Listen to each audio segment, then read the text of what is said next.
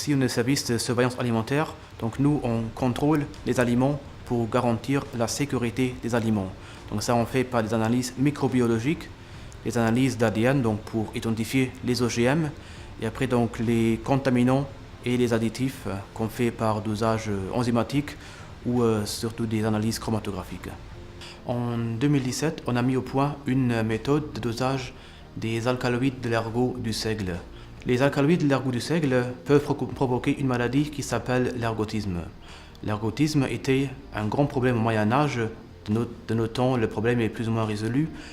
Il existe certes encore des cas ponctuels, mais les alcaloïdes de l'ergot du seigle sont aussi utilisés dans la médecine, entre autres pour provoquer des contractions chez des femmes enceintes. Donc un risque potentiel de ces alcaloïdes est une naissance prématurée au pire des cas. En fait, la Commission européenne va introduire des limites pour les différents alcaloïdes dans les céréales et les produits à base céréales. Et comme nous sommes laboratoire national de référence pour les mycotoxines et les alcaloïdes, on doit être à même de mesurer les substances demandées.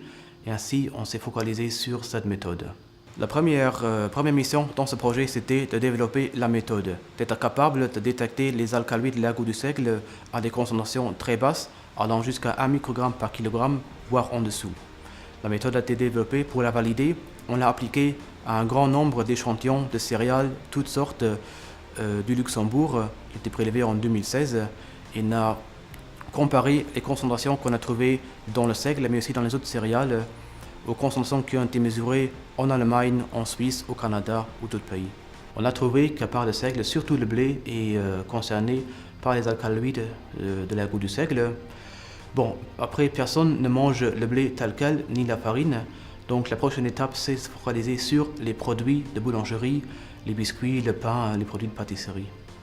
Le but final est toujours la sécurité d'aliments. Donc, si le blé, après la récolte, est traité comme il faut, les alcaloïdes de l'ergot du seigle sont quasiment absents. Notre but, c'est de montrer que ces techniques ont été utilisées, donc que le blé utilisé, les farines utilisées étaient propres et que les produits vendus au Luxembourg sont sûrs.